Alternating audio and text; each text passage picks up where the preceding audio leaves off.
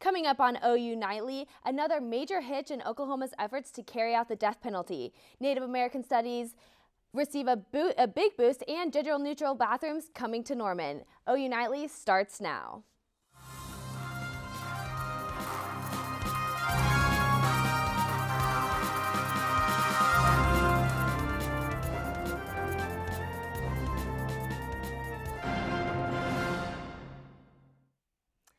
All Oklahoma executions are on hold until sometime next year. The surprise announcement is the latest setback for Oklahoma's efforts to carry out the death penalty. Attorney General Scott Pruitt says his office is still searching for answers to why, in January, the state used the wrong drug to execute an inmate. Pruitt says his office is conducting a full and thorough investigation into all aspects of the Department of Corrections' handling of executions, and there will be no executions until the probe is completed. The AG office and lawyers representing several death row inmates asked a court to agree to the execution's delays. In addition, the AG investigation Department of Corrections officials will appear before a grand jury on Tuesday to answer questions about the state execution protocols. Adding all this up, it means there will be some time, likely deep into 2016, before executions resume in Oklahoma. The Gray Owl Coffee Shop in Norman has done away with gender labels on their restrooms. Supporters say the all-gender restroom movement is good for the community. Promoting diversity and inclusivity is a hot topic in Oklahoma right now. And Gray Owl management says it's doing its best to make their coffee shop as accommodating as possible. It's meant for everybody.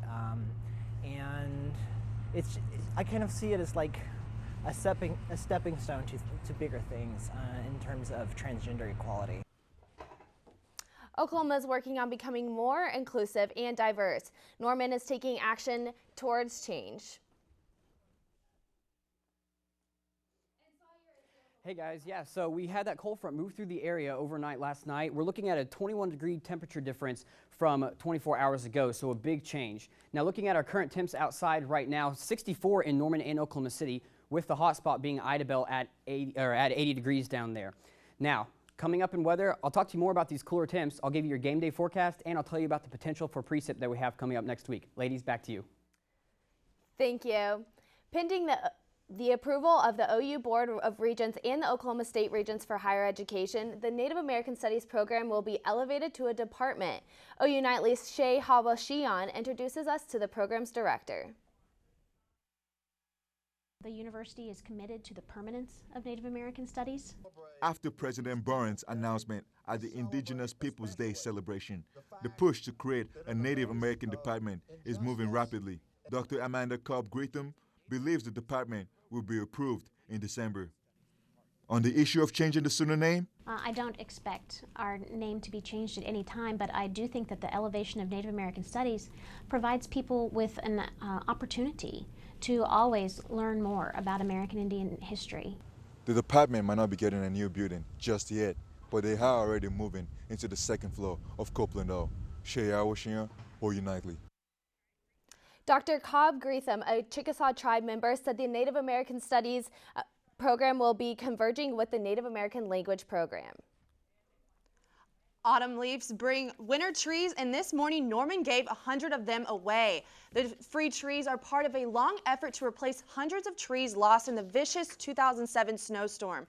The Apache Foundation in Houston caught wind of the environmental crisis and has been donating trees to Norman ever since. Tree lovers were able to pick from 3 different species, and while the trees were free, people were encouraged to donate to the Tree Bank Foundation.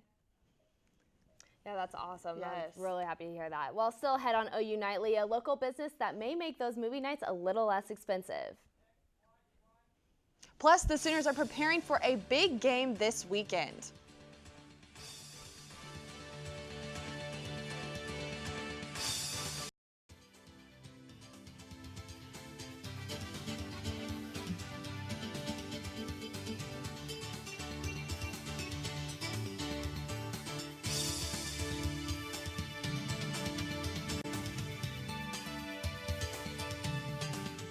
development in the dispute over a famous painting at OU's Fred Jones Museum of Art. OU's been trying to reach an out-of-court settlement with the family who claims it is the rightful owner of the piece Shepherdess Bringing in the Sheep. The family claims Nazis stole the painting and wants the artwork back. University says it came by the painting legally and has been trying to settle the dispute without a judge. But OU reports that the settlement hopes are now gone and the family's lawsuit to recover the painting is heading to court. OU Nightly's Rashiva Kaba joins us on Screen Scene with the latest on what's going on in the entertainment world. Well, after Viola Davis's standout speech at the Emmys about the lack of opportunity for lead roles for minority women, some celebrities had a different view. Whoopi Goldberg bit back by saying, "Well, I'm not sure what it means opportunity to do what. Kerry Washington from Scandal is there and she's working her booty off, okay? But they didn't vote for her. So maybe the question is, what do they have to do to get voted on?" Hollywood remakes are the current box office trend. However, a night at the movies can sometimes be a little expensive. OU Nightly's Kevin Coos reports on a local business that is in production to save moviegoers money. It's lights, camera, action as a former Norman business is getting a Tinseltown makeover thanks to the Evans family from Washington State. I had partnered with a couple of people to open a discount theater in Connecticut for a while. Ever since then, I've been searching for a new location. To reopen the 30-year-old theater, the Evans family are renovating from the outside in. The plans will feature completely new amenities, starting with new seats. It had all the original seats from the 80s. So that was the first thing on our list, was we wanted to update the seating. They're installing completely new carpet and top-of-the-line digital projectors. And we are still working a deal to try and get 3D equipment in there as well. The Evans family wants to differentiate themselves from other movie venues. We like to bring back cult classics, so we want to have like movie marathons and double features, bringing back a lot of my favorite movies from the 80s and 90s. For the Evans family, it's not just bringing discount movies back to Norman, it's also reaching out to the local community that will help support them. Kevin Hughes, OU Nightly. And speaking of movies, a duet that many are pleased to see making an anticipated splash at the box office, Tom Hanks and Steven Spielberg's newly directed film, Bridge of Spies. It's based on a true story about the Cold War, and Tom Hanks plays an insurance lawyer recruited by the CIA to negotiate a swap between prisoners of the U.S. and Soviet Union. The film hits screens today and is already expecting some Oscar nominations. And if you're someone who doesn't mind a little thrill and is just in time for Halloween, Crimson Peak tells the tale of a newlywed woman who moves into a mansion with her husband only to find out that their home is haunted. And that's what's happening in entertainment. Now back to you. There's been a ton of advertising on that Crimson Peak movie. It looks so scary. The so scary. advertisements are scaring me, and that's enough. So Right. I don't know about scary movies. I'm kind of on the edge. Especially on Halloween. Yeah. But, especially on Halloween. Yeah. Right. Well, Sawyer Wells is here with the weather. Yeah, that's right. Looking at Gaylord Hall right now. Beautiful skies outside, but clouds will make a return to the forecast. I'll have that coming up. Welcome back to OU Nightly. Now, the Climate Prediction Center just released their winter outlook for this winter, so we're going to go ahead and take a look at that. You can see right now below average temperatures overall down in the south, and then above average up in the north. Now, granted, that will be over the entire period of winter, so we can still have some hot and dry spells in the forecast. Now, looking at their precipitation outlook, you can see also in Oklahoma and down in the south above average precip values overall, and then below average up in the north again. So, but bear in mind, like I said, that is over a wide range of time. Now, looking at our current conditions outside right now, 64 here in Norman, and you can see those northeast winds at 11 miles per hour outside. Now, overnight lows tonight, 48 down in Norman, 51 in Oklahoma City, so upper 40s, lower 50s across the entire state, and it will continue like that for the next couple days for lows. Now, looking at our afternoon highs for tomorrow, 74 here in Norman, so a little bit warmer than today. We'll be right around average, 76 in Oklahoma City and 74 up in Enid, so once again, mid-70s across the entire state. Now, the predictor is showing, you can see that cold front that moved through the area overnight, now pushing on the Gulf of Mexico, leaving with it in its wake lower temperatures, 68 in Oklahoma City, 69 in Tulsa, and now this high pressure system up to our northeast is building into our area. Will keep us dry over the next week or so, and you can see 32 up in Indianapolis, so it's bringing some chilly temperatures with it. Now, looking at our 7-day forecast, you can see I'm on the wrong side, excuse me. 69 for Friday, 74 for Saturday, 75 on Sunday. You can see clouds will move out of the area a little bit on Sunday, 78 on Monday, 78 on Tuesday. And then as we go into Wednesday and Thursday of next week, rain chances do make a return to the forecast. Right now, I've only got it at a 30% chance. So we may see a little bit of rain next week. Not looking like too much at the moment. I am not complaining. I know, me either. I'm glad it's finally cooler now. Yep, looks like fall is in season now. Finally. Great. Thank you so much. Well, that's it for news. Big Friday Sports is on deck. Our OU TV sports team gives us an extended look at what's happening in sports. Mason Prince is standing by with more.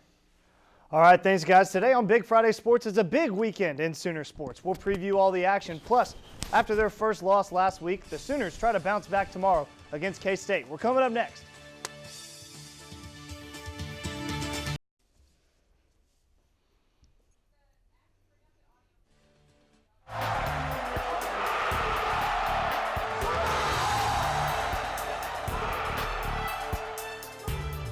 Welcome to OU Nightly's Big Friday Sports. I'm Mason Prince. And I'm Ashley Davis. We've got an exciting week ahead in sports. Mace, let's get to it. Let's get to it then. All right, the OU football team is coming off a tough loss from last weekend's rivalry against Texas. The Sooners defense just could not get a hold of QB Gerard Hurd last weekend, who racked up a total of 186 total yards. Charlie Strong's defense also harassed QB Baker Mayfield, and the O-line just couldn't get a hold. The Sooners are looking to get back on track tomorrow against the Kansas State Wildcats. The Wildcats are 0 for 2 in conference play. Kickoff is set for 2:30 in Manhattan. After starting the season 3-0, Bill Snyder's Wildcats have dropped 2 in a row. Kansas State's 2 losses are only by a combined 9 points. They let one get away in Stillwater, and then last week against TCU. The Wildcats boast the best run defense in the conference, but only the 8th best offense. Snyder's teams are usually very physical, so it should be a pretty tough matchup for an OU team that had some trouble with physicality last week. Well, the Sooner defense definitely had a tough go-around with the Longhorns last weekend. The Wildcats are fired up after a tough game with TCU. Coach Stoops' defense definitely needs to step it up for this weekend's game against the Wildcats, and they're looking to hand K-State their 3rd conference loss of the season. Well, we'll see. I mean, Coach Snyder's always done a good job of, mixing his offense week to week and trying to attack, probably your weaknesses. And, we just have to make sure that, we can account for the quarterback better in certain situations. It's going to be another exciting game for us up front. We're going to have a lot of opportunities to make plays, and we got to make the plays up front. It's going to start with the big three in the middle. If we go out there and we dominate them up front and take the fight to them, because they're kind of more conservative, so we have to take the fight to them and really insert our aggressiveness early. And if we do that, we can have a lot of fun up front. Yeah, because it'll show us and everybody else what we can do against the run, because we already know they're going to come out and run, and it's the same thing that Texas did, so it'll be a great way for us to be able to bounce back. Yeah, Kansas State, everybody knows they're very disciplined. They always work hard, and they're very physical, and at the same time, we got to match that. We got to be very disciplined, very physical back at them, make sure we fit our things right, don't make mistakes, because they will expose your mistakes. So, we just got to play fundamental football, control the line of scrimmage, stuff like that. I'm not at K-State, and I don't know yet. He's a shifty guy. He's not going to kill us on the runner, in the run game. But at the same time, if you don't respect his game and his throwing ability as well as his running ability, he can kill you anywhere. That's just like any player. Well, I think this weekend the key for the Sooners to claim that victory is really going to be the defense stopping K-State's offense and making tackles. The OU-Texas game this weekend really revealed the weakness in Coach Stoops' defense, but it's been an issue the entire season. The Sooners allowed 38 points against Tulsa earlier this season, and things weren't any better in the Texas game. The Sooners had countless missed tackles, especially on the first Longhorn touchdown. This weekend, the Sooners really need to make stops, especially on 3rd downs.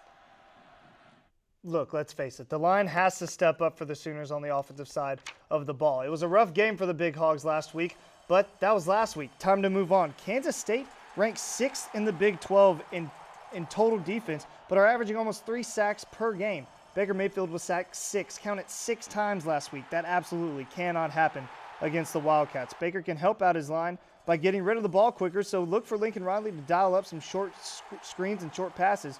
The line needs to be ready to play on Saturday, though. But we've got a lot more to talk about other than football this weekend. The volleyball team takes on the Wildcats in Norman at 6 p.m. tonight, while the soccer team faces off against Baylor in Waco at 8. As for the men's tennis team, they're traveling to both Houston and Fayetteville this weekend, where they'll compete in the USTA Houston's features in the ITA Central Regional Championships. And finally, cross country will be in Wisconsin for the Wisconsin Adidas Invitational, competing today and tomorrow. Cleveland Cavaliers head coach David Blatt said LeBron James might sit out the rest of the preseason. James received an anti-inflammatory injection in his back earlier this week as a precaution after missing the Cavs' last 2 preseason games. The Cavs need James to get healthy, as Kevin Love, Kyrie Irving, and Iman Shumpert are all still battling injuries. Well, it's less than 2 weeks away for the Thunder's first regular season game. Tonight, OKC faces off against the Memphis Grizzlies in Tennessee at 7 p.m. Over the years, the Thunder's core has faced the Grizzlies in countless knockout battles, including 2 7-game playoff series. And still to come on Big Friday Sports, the catch of the year happened last night, and it looked pretty familiar. And yeah, it did. And Magic Johnson got a makeover thanks to some Michigan fans. We'll be right back. Welcome back to Big Friday Sports. Now your Saturday forecast for OU versus K-State. Kickoff at 2:30. We're looking for mostly cloudy skies, and those winds will be blowing out of the southeast at 10 to 20 miles per hour. Halftime, we're looking at 66, partly cloudy skies. We will see those a few clouds move out of the area, so sun will come out a little bit. Southeast winds still 10 to 20 throughout the entire time frame. And then for the fourth quarter, 64 degrees. So it's looking very nice outside there for you guys. Back to you at the desk. All right, thanks, Sawyer. We've got a lot more to get to in the second half of the show. Ashley, what do you have for us first? We're going back to football, Mace. Like we talked about earlier in the show, the key to this weekend's game will be blocking and tackling. Coach Stoops talks about how it hurt us last weekend and how that's been the focus this week going into the game against the Wildcats. You know, just too inconsistent up there, overall, offensively. Same defensively. We had our, early on, a lot of missed tackles. 5th game into the year, you might see that in some of the first games. We've been a good tackling team, but the other day it really hurt us. The opening touchdown, we missed 3-4 tackles on that play. The long run towards the end of the game, we miss a tackle in the secondary, cuts off another guy and opens up a big gain. So it's on to Kansas State. We travel to Kansas State this week, a team that just like a week ago has lost 2 games, but have lost the last 2 games at Oklahoma State and at home to a top-ranked TCU team. They've lost both those games in the last minute. A good football team. Coach Snyder and his staff, of course, always do a great job, and it's always a rowdy, tough place to play. So we got to make improvements here as we go through the week and get ourselves ready to play our best game going to Kansas State. The Mets and Dodgers played Game 5 of the NLDS last night, and it was winner take all. Bottom of the first, we start tied at 1. Not anymore, says Andre Ethier. He bloops this single. Gonzalez would score 2-1 Dodgers. We move now to the top of the 6th, tied at 2. And Daniel Murphy, he speaks softly, folks, but he carries a big stick. Solo homer over the right field fence. That breaks the tie. Mets up 3-2. Bottom of the 9th, last chance for the Dodgers, and Yuris Familia closes the door, strikes out Howie Kendrick, and the New York Mets, folks, are going to the NLCS. So now we're all set for the league championship series. In the National League, it will be the New York Mets up against the Chicago Cubs. That starts Saturday in New York. The Cubs have never won in NLCS.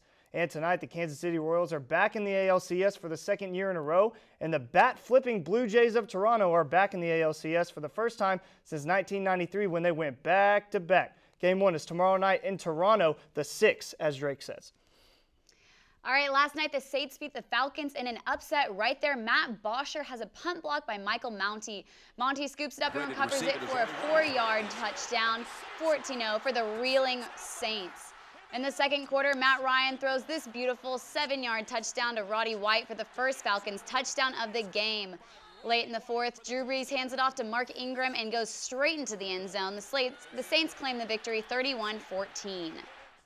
Well, the internet is abuzz after an amazing catch last night. That's right. Stanford beat UCLA 56-35, thanks in part to one of the best grabs you'll ever see. Look at this, a reverse pass, and Ben Hogan throws it deep for Francis Owusu, and he's going to perform a magic trick, folks. First of all, that's pass interference. That's cheating. Owusu says, nah, fam, I'm still going to do me. Pins it to the back of the defender and somehow, some way, holds on to the ball. So the inevitable comparisons popped up last night. Was the catch as good as Odell Beckham's one-hander last year against the Cowboys? I don't know. Well, we all saw this one a million times. Eli Manning throws deep to the corner and Beckham making a one-handed snag that people have been calling the greatest catch ever. And it was amazing. It was. It was. And finally, tomorrow, Michigan State's Big Two schools will face off in Ann Arbor, but another in East Lansing. Some Michigan fans have been vandalizing the statue of Magic Johnson that Spartan fans are so fond of. MSU fans said they'll settle it on the field on Saturday. All right, so are you excited for that game? I'm excited. I can't wait. It's going to be fun. OU K-State tomorrow at 2:30. Thanks for watching Big Friday Sports. Be sure to join us back on Monday for a look back at the weekend in Sooner Sports. And look out for Mason and I on Sooner Sports Pads Monday nights at 7:30. That's right. It's going to be a good time.